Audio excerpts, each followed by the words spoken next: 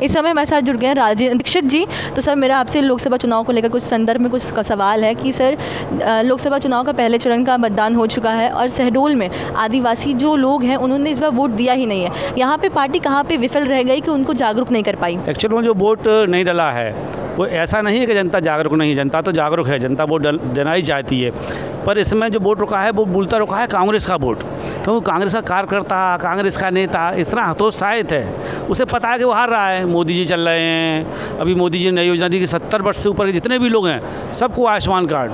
तो उस नाते जो बुजुर्ग लोग हैं उनको लाभ, जो मोदी जी की योजनाएँ हैं, भारत सरकार की योजनाएँ हैं, हमारी राज्य की योजनाएँ हैं, इन सब का जनता को लाभ मिला।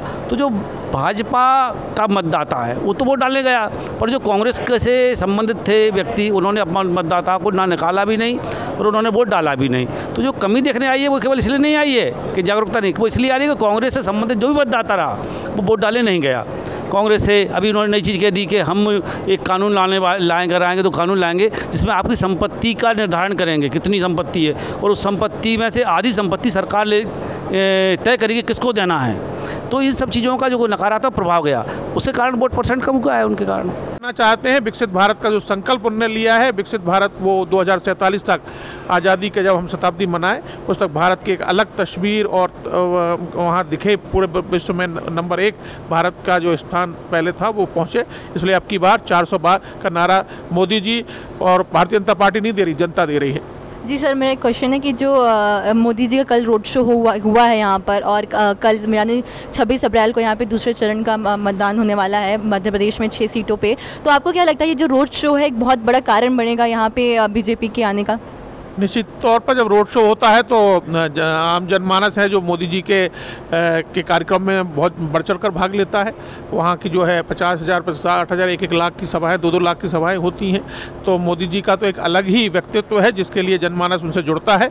और निश्चित तौर पर 26 तारीख को जो हमारी दूसरा चरण है, जो हमारा टीकमगढ़ है, सतना है, रीवा है, इस तरफ से जो दमोह है, खजुराहो है या होशंगाबाद है, इन जो 6 सीटों पर चुनाव होने जा रहा है, ये 6 सीटें जो प्रथम चरण की है वो जीतेंगे और ये भी जीतेंगे।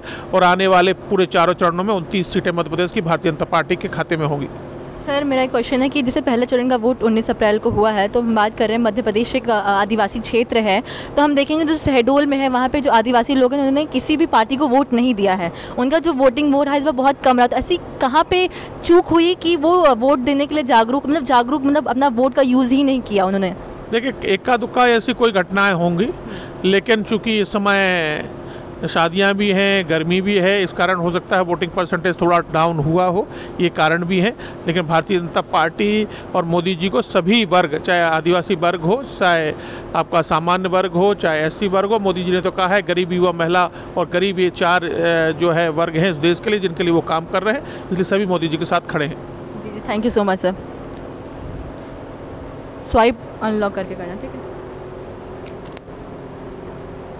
हमारे भारतीय जनता पार्टी के इतने निष्ठावान और समर्पित नेता हैं जिनको देखकर पूरा देश सीखता है और वे हमारा नेतृत्व कर रहे हैं, तो उनकी नेतृत्व क्षमता के अनुसार और इससे आगे बढ़कर भी लोगों का जन समर्थन मिलेगा। और जो नारा है भारतीय जनता पार्टी का उसको हम पूर्ण करेंगे। तो इस बार अपनी बार 400 पार, फिर एक बार मोदी सरकार। जी, thank you so much sir. Modi ji की राम राम।